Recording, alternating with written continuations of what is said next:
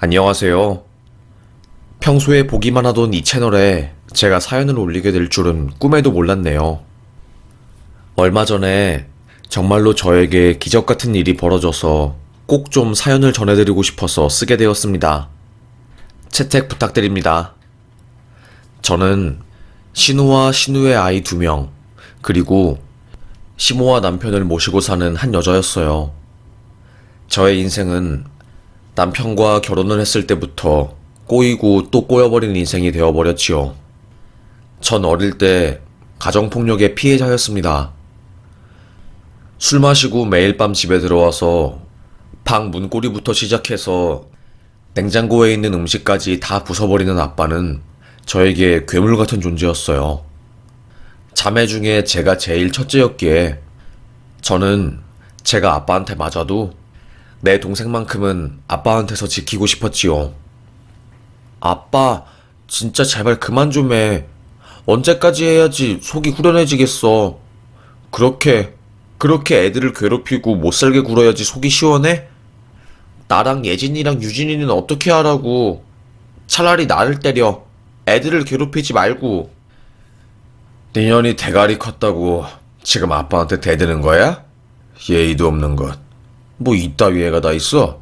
너 진짜 정신 안 차려? 아빠는 저에게 손찌검을 했습니다. 저는 거의 365일 중에 200일 이상 왼쪽 뺨이나 오른쪽 뺨에 시퍼런 멍이 들어있었던 것 같아요.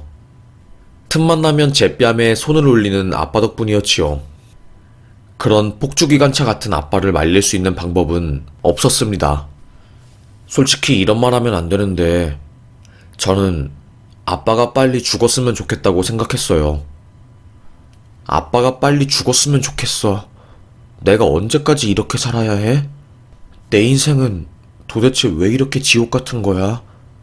제발 이 지옥 구덩이에서 벗어나고 싶다. 나 정말로 이렇게 살기 싫어. 이렇게 사는 삶은 내게 너무나도 지옥이야.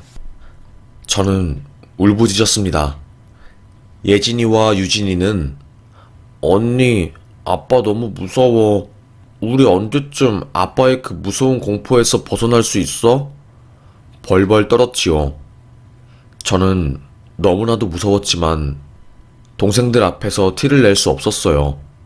그저 아빠가 집에 들어오는 밤 10시쯤에 숨죽여서 이불을 뒤집어 쓰고 제발 오늘 아빠 그냥 바로 잠들었으면 좋겠다. 제발. 이러면서 시간이 지나가기만을 기다렸지요. 그러다가 아빠가 쓰러진 거였어요. 하도 술을 많이 마신 아빠는 뇌경색이 온 거고 포장마차에서 깡소주를 마시다가 뒤로 쓰러졌다고 들었어요. 혹시 따님 맞으신가요? 아버님이 지금 쓰러지셔서 빨리 성남병원으로 오셔야 하거든요. 빨리 와주세요. 저는 그 전화를 듣고 놀랐어요. 그런데 이상하게 제 마음 한구석에는 안도감이 올라왔습니다. 누구는 저의 이런 감정을 보고 악마라고 할 수 있어요. 아휴, 아빠가 쓰러졌는데 안도감을 느껴? 이거 완전 불효녀 아니야? 라고요. 하지만 저는 안도감뿐만이 아니라 해방감도 느꼈어요. 그 지긋지긋한 가정폭력에서 드디어 벗어날 수 있구나. 이제야 우리 자매는 해방이구나 하고요.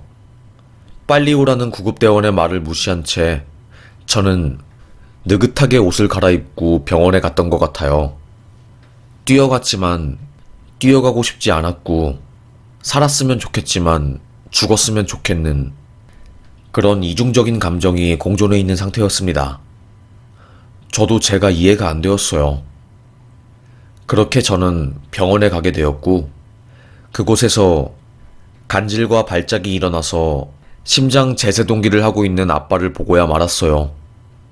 가슴을 풀어헤치고 빼빼 마른 갈비뼈와 흉부가 드러난 채 몸을 들썩이며 기계에 의해 심장을 다시 뛰게 하려고 흉한 몰골을 하고 있는 아빠를 보니 씁쓸하더라고요.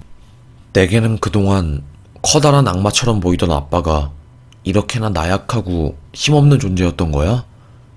내가 고작 이 사람 때문에 죽고 싶어 하고 목숨을 끊고 싶어 했던 거야? 억울해. 그렇게 아빠는 결국 숨을 거두게 되었고, 저는 그때 해방되었어요. 저희 자매들은 아빠의 장례를 치르지 않았습니다.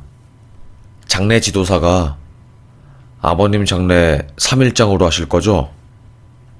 아니요. 그냥 화장하고 나서 장례는 치르지 않고 바로 납골당에 모실 예정입니다. 제가 아무런 미동도 없이 차가운 표정을 하고 그리 말하니 장례 지도사는 조금 놀란 눈빛을 하더라고요. 이내 무슨 상황인지 대충 눈치챈 장례 지도사는 알겠습니다. 그럼 그렇게 진행하는 걸로 하겠습니다. 그렇게 아빠는 세상을 떠났고 저희 자매는 세상에 남겨졌습니다. 제 동생들은 미성년자였고 저는 동생들을 위해서 돈을 벌었어요. 정말 배고파서 죽을 것 같은데 동생들을 생각하면 뭘 사 먹을 수가 없더라고요. 그래, 내가 굶는 한이 있어도 우리 동생들은 굶기면 안 되지. 그러면 절대로 안 되지. 하면서요. 열심히 진짜 죽자 살자 하는 마음으로 아르바이트를 해서 동생 2명을 다 졸업시켰어요. 막내 동생은 엄청 공부를 열심히 해서 국가장학으로 외국으로 나가게 되었고, 둘째 동생은 미용을 배워서 지 앞길 풀칠은 하고 살게 되었지요. 동생들을 그렇게 사회에 내보내고 나니까 저는 제 할 일을 다 했다는 생각에 그동안 꾹꾹 눌러왔던 외로움의 감정들이 정말 소용돌이 치듯이 막 올라오는 겁니다. 마음이 싱숭생숭하고 그때 정말 힘들었던 것 같아요. 인생이 부질없다는 생각과 앞으로 무엇을 하고 살아야 하는지에 대한 감이 안 잡힌 상태였지요. 그래서 저는 이 외로움을 탈출하고 싶었어요. 지독하게 외롭다. 아침에 눈을 뜨면 외로움이 내 몸으로 사무쳐 들어오고 뼛속까지 공허한 내 인생 너무나도 불쌍해서 살기가 싫다. 어디 돌파구가 있다면 그곳으로 들어가고 싶어. 혼잣말을 중얼거렸지요. 그러다가 저는 한 공장에 일을 하러 들어가게 되었고 거기서 지금의 남편을 만나게 된 거였어요. 남편도 외로운 사람이었고 저도 외로운 사람이었기에 둘은 서로 보자마자 바로 스파크가 터져서 사랑하게 되었습니다. 삭막하고 반복된 행동이 지속되는 공장에서 저희는 사랑을 지탱하면서 하루하루 견뎠어요. 그러다가 그 남자가 그러더라고요. 지영씨도 외로운 사람이잖아요. 우리 함께 살아요. 우리 앞으로 남은 삶 서로에게 의지하면서 살아봐요. 그러면 우리 조금은 외롭고 힘든 삶이 나아지지 않을까요? 나는 지영씨랑 지금 함께하는 나날들이 너무도 소중하고 감사해서 이 행복을 놓치고 싶지 않아요.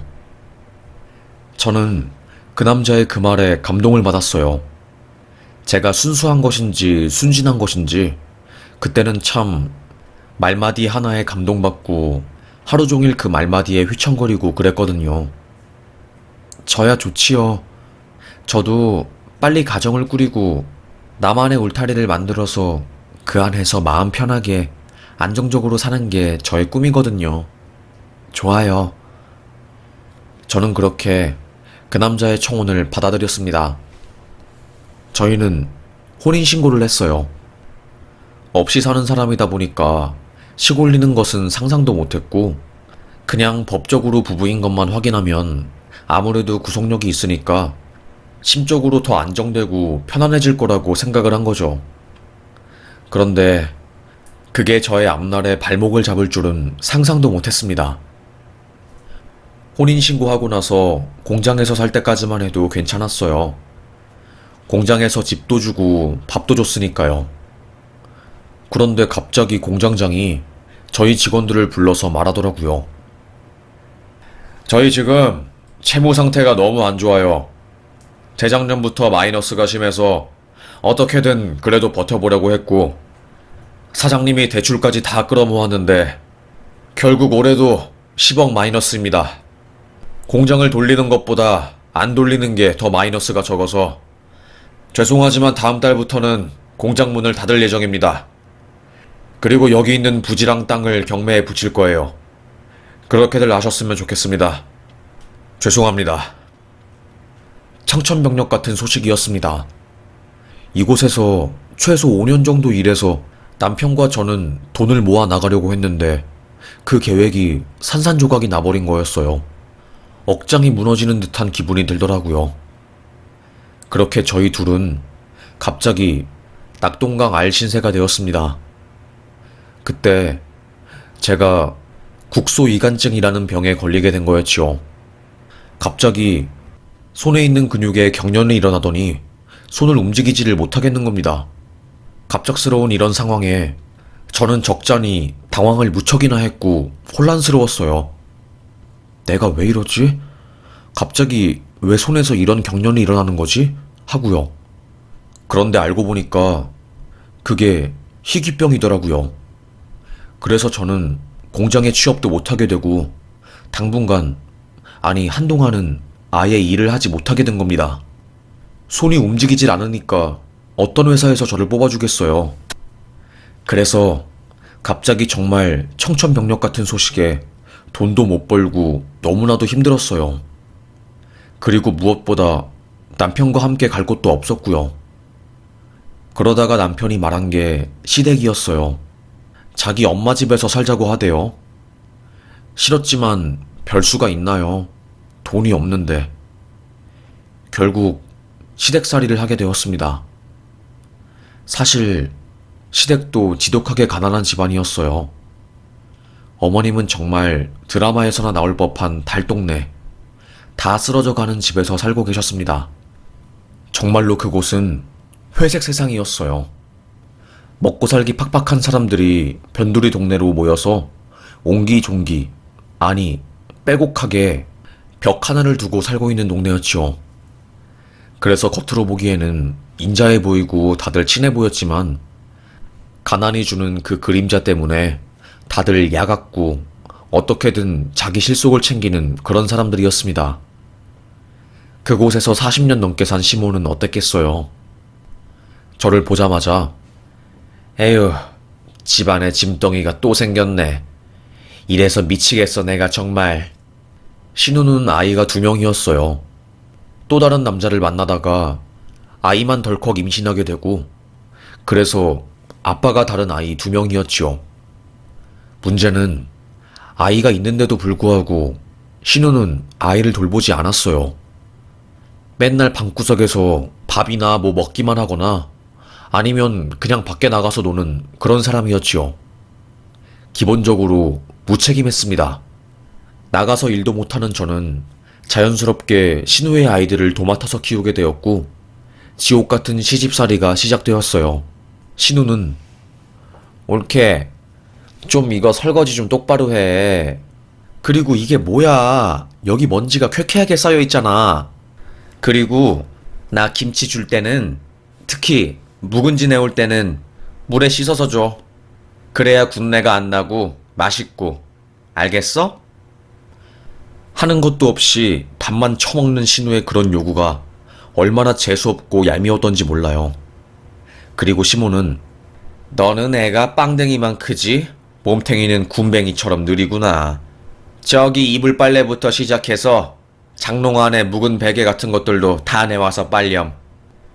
저에게 아주 힘든 것들, 본인들은 힘들어서 못하는 그런 힘 많이 들어가는 것들을 다 시키더라고요. 그리고서는 저녁밥 먹을 때 저는 부르지도 않고 지네들끼리 밥 먹고 정말 이러한 상황이 너무너무 서럽고 속상하더라고요. 내가 왜 이런 취급을 당해야 하는지도 모르겠고 너무 억울했습니다. 남편은 게다가 자기네 집에 들어오니까 시모가 아들 우쭈쭈 해주고 완전히 왕처럼 군림하더니 어느 순간부터 입에 술을 대더라고요. 저는 입에 술 대는 남자 극도로 싫어하거든요. 그래서 남편이랑 결혼한 것도 남편이 술을 입에 안 대서 그래서 결혼한 것인데 너무 당황스럽더라고요. 한두 입만 대면 몰라요. 어느 순간부터 술꾼처럼 술을 입에 퍼붓고 다니더니 맨날 알코올 중독이 되어 들어오는 거였습니다. 새로 들어간 공장에서 만난 친구가 어마어마한 알코올 중독자였고 그 친구랑 맨날 놀다 보니까 어쩔 수 없이 술을 마시고 제 남편도 알코올에 중독이 되어버린 거였어요. 솔직히 현타가 오더라고요. 절대로 아빠 같은 사람 안 만난다고 했는데 어떻게 된 게 내 인생은 이러냐? 왜 자식은 부모 팔자 따라가는 거냐? 딸은 아빠 같은 남자랑 결혼한다는데 내가 그렇게 아빠 같은 남자랑 결혼 안 하려고 애썼는데 에휴. 저는 한숨을 푹 쉬었습니다. 가슴이 찢어질 듯이 힘들었어요. 아무리 숨을 깊게 쉬어도 숨이 안 쉬어지니까 저는 되도록 시댁에 있지 않고 항상 달동네로 나와서 정처 없이 걷곤 했습니다. 높이 뜬 달, 그리고 빼곡하게 모여있는 주택들, 그리고 늙은 할머니, 할아버지, 자식들이 버린 그들, 그리고 쫓겨나듯이 빚쟁이를 피해서 모여든, 숨어든 젊은 사람들. 말로는 설명할 수 없는 회색 빛깔의 공기가 이곳을, 이 달동네를 잔뜩 감싸고 있었어요. 그 달동네에서 제가 유일하게 의지하고 위로받을 수 있는 곳은 동잔의 짜장면 집이었지요. 다들 가난해서 마음의 여유가 없고 항상 고양이처럼 경계심이 가득한 채로 집안에만 박혀서 언제 죽나 죽을 날을 기다리는 사람들과는 다르게 동잔의 짜장면집 주인은 참 밝고 생기찼지요. 10년 전과 같은 짜장면과 짬뽕 탕수육 가격. 자기도 힘들지만 이 동네 사람들이 더 힘들기에 가격을 올리지 않는다는 신념 때문에 동네 사람들이 많이 애용하는 곳이었습니다. 그리고 거기 사장님은 제가 동네에서 유일하게 마음을 터놓고 고민 상담할 수 있는 사람이었지요. 사장님한테 사장님, 제 인생은 왜 이렇게 힘들까요? 분명히 저처럼 힘든 사람들, 아니, 저보다 더 힘든 사람들 많을 텐데 저는 왜 이렇게 마음이 항상 무거울까요? 사장님은 사람은 늘 자기가 가진 무게가 가장 무겁다고 생각하죠. 시댁살이 하면서 돈도 못 벌어오는 남편이랑 매일 지지고 볶고 하는 인생 결코 쉬운 일이 아니죠. 저를 위로해 주었습니다. 그래서 저는 그 중국집에 자주 갔어요. 사장님이 친절하시고 제 마음을 다 알아주시는 듯해서 저는 사장님에게 의지도 많이 하고 고민 상담도 했지요. 그렇게 여느 때와 다름없이 저는 시댁을 탈출해서 그 중국집으로 갔습니다. 그런데 중국집 구석에 앉아서 짜장면을 먹고 있는데 저기 반대편에 아이 2명이랑 엄마가 짜장면 한 그릇을 가지고 논아 먹고 있더라고요. 엄마, 짜장면 진짜 맛있다. 너무너무 짱 맛있다. 그러니까 엄마, 나 짜장면 매일 먹고 싶어. 두 아들은 엄마에게 짜장면이 너무 맛있다고 말하는 중이었어요. 그걸 보니까 흐뭇하더라고요. 그런데 엄마는 왜 짜장면 안 먹어? 이렇게 맛있는 것을 엄마는 왜 안 먹는 거야? 그때 그 어머니의 뱃속에서 꼬르르륵 소리가 울려 퍼졌습니다. 그 어머님은 아니야, 엄마는 너네들 먹는 것만 봐도 배불러서 괜찮아. 애써 웃음을 지어 보였고 아무것도 모르는 아이들은 허겁지겁 그 짜장면을 먹고 밥까지 그 소스에 비벼서 야무지게 먹었어요. 그 아이들을 보니까 웃음이 나기도 하고 한편으로는 나보다 살림살이가 더 힘든 사람들이구나 라는 마음에 뭔가 짠해졌습니다. 그리고 그 어머님과 아이 둘은 밥을 다 먹고 나가게 되었고 저는 중국집 이모에게 물어봤어요. 이모님, 저 식구들 매일 와요? 매일은 못 오고 저쪽 엄마가 돈 모아서 짜장면 한 그릇 살 수 있을 때 종종 오지. 맨날 짜장면 하나 시켜서 아이 둘이 나눠 먹게 하길래 사장님이 곱빼기 주라고 하더라고. 그래서 내가 아주 고기 팍팍 넣어서 일부러 2인분 같은 1인분 주는데 애들이 엄청 허겁지겁 잘 먹어. 저는 뭔가 그 여자와 그 여자의 가족에 대해서 더더욱 궁금해졌습니다. 어떤 사연을 가지고 있는 사람들이기에 저렇게 힘들게 사나 싶었지요. 짜장면집 이모님에게 슬쩍 물어보니까, 아, 그 집 남편이 명문대 나와서 5년 동안 대기업 다니다가 고시 친다고, 사법고시 한다고 10년 동안 공부했다가 그렇게 된 거야.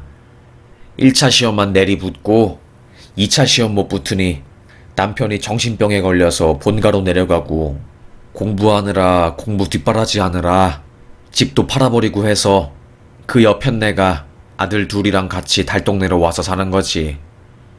아이고, 그 정도 됐으면 나는 아들들 데리고 새로운 남자 만나서 재혼할 텐데, 맨날 우리 남편은 할 수 있다고, 무조건 가능성 있는 사람이라서 나는 남편이 지금 아프지만 끝까지 믿을 거라고 말하는데 허황된 꿈을 가지고 있는 것 같아. 사법고시 그 정도로 오래 했으면 떨어지는 게 당연하지. 이모의 말을 듣고 놀랐지요. 남편 시험 뒷바라지 하느라 집도 팔고 아이들과 함께 결국 달동네까지 이사온 그녀가 참으로 대단해 보이고 순수해 보이기도 하고 별의별 감정이 다 들었습니다. 뭔가 특별해 보였어요. 그런 인생을 사는 게 결코 흔하지 않잖아요. 어떻게 보면 대단해 보이기도 하고 신기하더라고요. 이렇게 아직도 순수하게 사는 사람이 있구나. 사랑하는 남편의 미래를 위해서 자신의 현재도 희생하면서 아이들을 지키고. 참 많은 생각이 들었습니다. 그때 이상하게 그 엄마와 아이들에게 탕수육을 사주고 싶더라고요. 저도 뭐 누구 도와줄 처지는 아니지만 그래도 제 마음을 내어주고 싶었습니다. 그래서 저는 시댁으로 가서 제가 예전부터 잔돈을 모아둔 저금통을 뒤졌어요. 딸그락딸그락 거리면서 저금통 구멍에서 동전을 젓가락으로 빼고 있으니 시모는 제 곁에 와서, 참 살다 살다 아주 꼴값을 다 떤다. 지금 너 뭐 하는 거니? 할 짓이 없어서 저금통에서 돈 빼고 있어? 그 돈 가지고 가서 대체 뭐 하려고? 제가 이거 틈틈이 동전 모은 거라서요. 뭐 좀 먹고 싶은 게 있어서요. 어머님은 그런 저를 한심하게 쳐다보는 듯 했습니다. 아주 뭐 가자미처럼 째진 눈으로 저를 힘껏 째려보는 어머님에게 솔직한 마음으로 소리치고 싶었어요. 당신 아들이 나한테 생활비라도 꼬박꼬박 줬으면 이런 일도 없었을 거 아니야. 참 진짜. 왜 내가 내 돈 모은 거 빼는데 그렇게 참가자미 눈깔로 쳐다보고 있어? 이렇게 말하고 싶었지만 현실에 저는 아무런 힘도 없었기에 그저 아무 말도 못했지요. 그렇게 저는 주머니에 동전을 잔뜩 담아가지고 매일같이 그 짜장면 가게에 갔습니다. 그때 오매불망하던 그 여자와 아이들이 들어왔어요. 이모, 여기 짜장면 한 그릇이요. 저는 그때 주방에 슬쩍 가서 말했지요. 탕수육 제가 살 거니까 탕수육도 하나 사서 여기 테이블에 주세요. 10분 뒤 맛있게 튀겨진 탕수육과 짜장면이 그 테이블 위에 올라갔습니다. 어머, 이모님, 저희 이거 안 시켰는데요. 아, 이거 저기 뒤에 있는 사람이 산다고 테이블에 가져다 달라고 했어. 이모님의 말씀이 끝나자마자 그 여자는 뒤를 돌아서 저를 쳐다보았고, 저는 다가가서, 안녕하세요. 아이들이 너무 귀여워서 맛있는 거 사주고 싶은 마음이에요.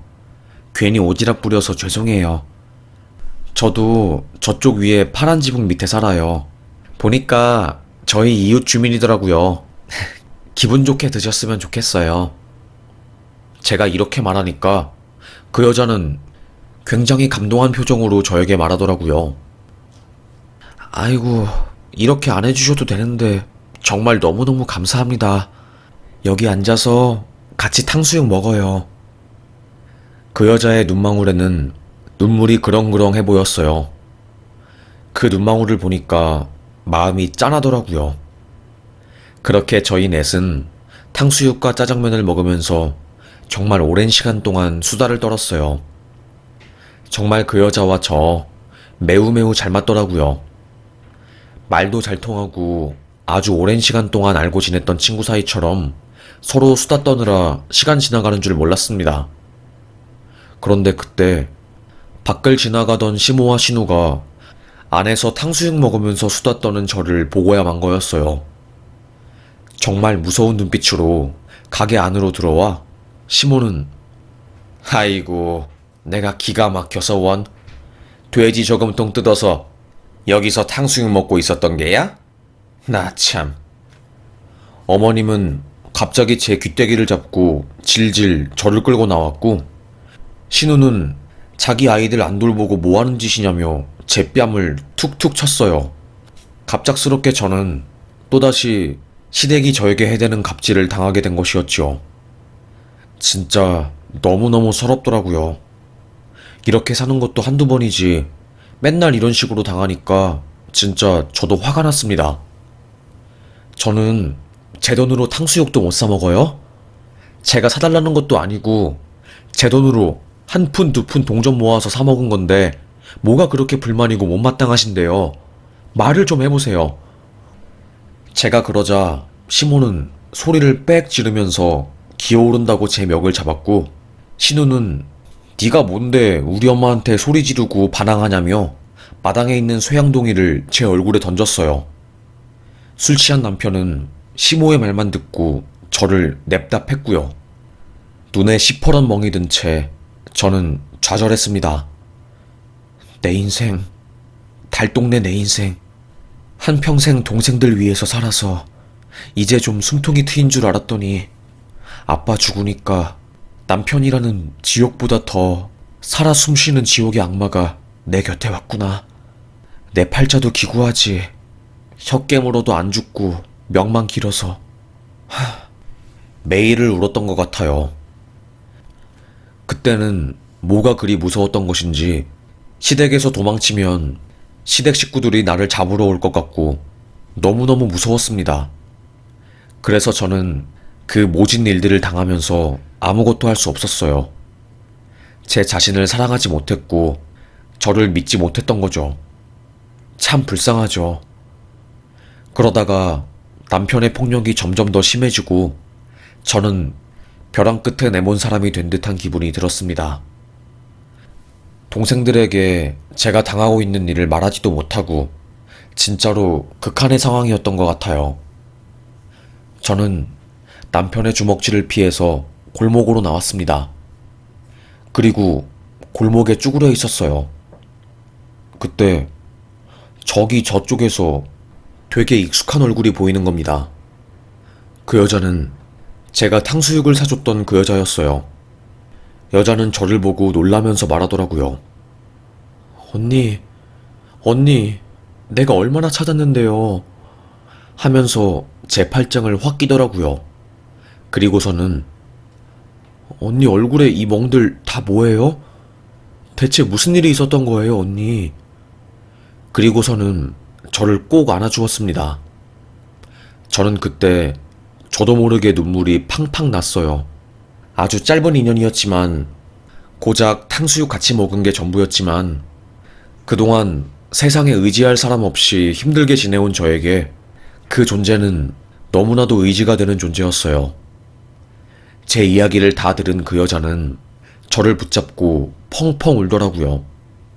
언니, 내가 도와줄게요. 우리 남편 지금 사법고시 합격해서 드디어 변호사 되었어요. 이혼 전문 변호사 되었고 나 이제 잘 먹고 잘 살아. 언니가 나한테 생전 얼굴도 모르는 나한테 탕수육 사주고 우리 애들 짜장면 대접해주면서 내 이야기 다 들어줬잖아. 내가 그 마음을 어떻게 잊겠어. 펑펑 울더라고요. 그 여자는 저에게 남편 명함을 주면서 내가 언니 이야기 남편한테 다 이야기해 놓을게. 이제는 내가 언니 돕고 싶어. 나 오늘 언니 만나려고 여기 온 거야. 저의 손을 꼭 붙잡고 말하더라고요. 누군가 저를 도와준다고 하니까 얼마나 마음에 위안이 되는지 몰랐습니다. 진짜 눈물도 나고 그러더라고요. 저는 그때 무슨 자신감인지 시댁에 들어갔어요. 그리고서는 아까 그 여자가 준 명함을 시모의 이마 주름에 팍 꽂았습니다. 나 이제요, 이 집에서 노예 노릇 안 해요. 내가 뭐가 부족하다고 이딴 시궁창 집안에서 노예 노릇하면서 힘들게 살아야 해요? 나는 어디서 이딴 식모 취급 받으면서 바보처럼 살 사람이 아니라고요. 노발대발 하면서 말을 하니까 시모는 네가 미쳤구나. 어디서 소리 지르고 난리야. 이 명함은 또 뭐야? 막 제 머리끄댕이를 잡으려고 하는 겁니다. 그때 저는 발가락으로 시모의 얼굴을 팍 밀치고 그만하세요 하고 소리치고 나왔지요.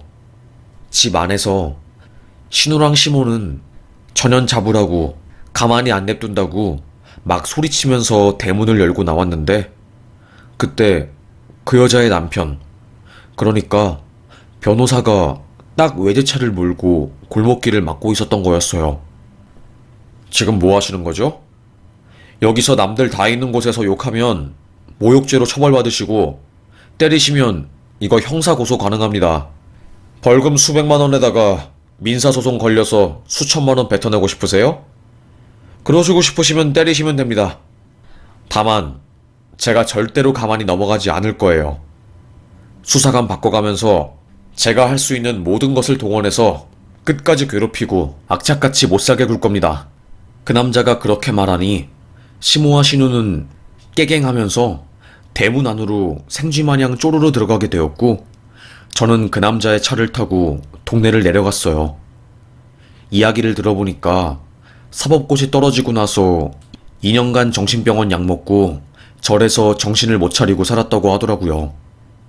그러다가 달동네에서 고생하는 아내와 아이들 그리고 부모님이 생각나서 정말 딱 2년만 죽자고 공부해서 결국 합격한 거였답니다. 각성이 되니까 연수원에서도 검사가 될 정도의 성적을 받고 그랬는데 당장 돈 버는 게 중요하니 대형 로펌에 들어가서 변호사가 된 거였어요. 갑자기 정말 팔자가 핀 그 여자는 자기가 힘들었을 때 도와준 저에 대한 은혜를 잊지 않고 자기 남편한테 말한 거죠.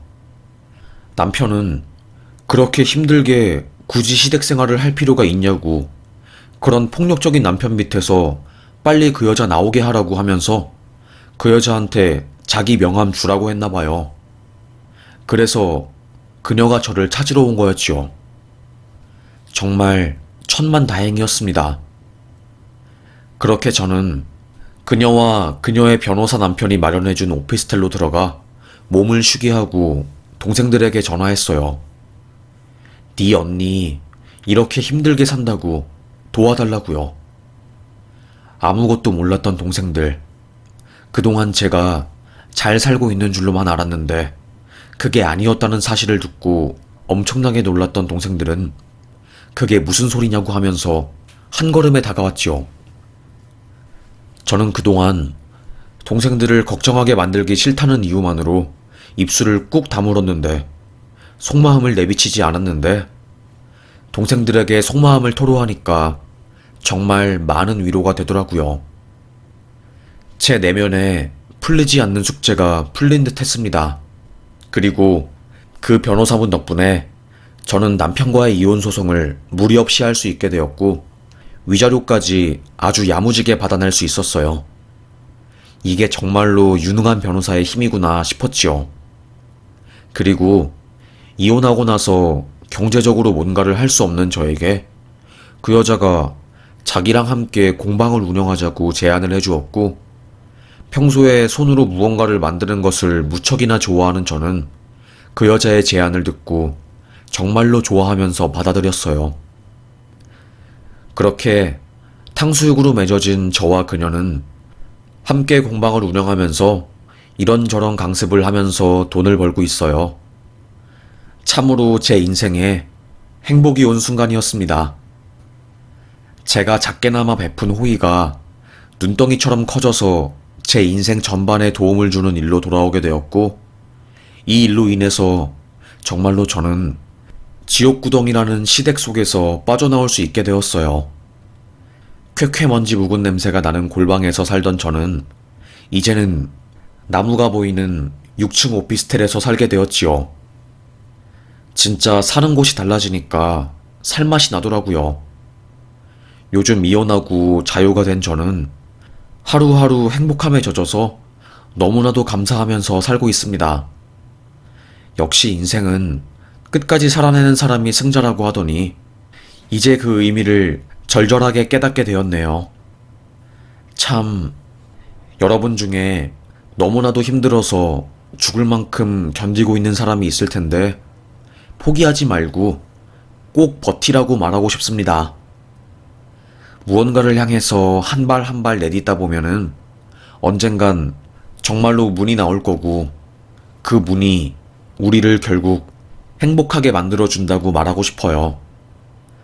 저도 남편과 결혼하고 나서 손에 장애가 생기고 또 남편이 알코올 중독에 걸려서 저를 때리고 시모와 신우 모두 저를 종년 취급하고 죽고 싶은 적도 많았는데 참 우연한 일로 인해서 이렇게 다시 살맛이 나게 되었네요. 물론 지금도 제 상황이 그렇게 좋은 것은 아니에요. 여전히 팔에 통증은 있고 경제적으로 힘든 것은 부정할 수 없는 사실이니까요. 그런데 이혼하고 나서 내 곁에 나를 싫어하는 사람들이 없으니까 이제는 숨통이 트이는 것 같습니다. 그래서 너무 기쁘고 행복합니다.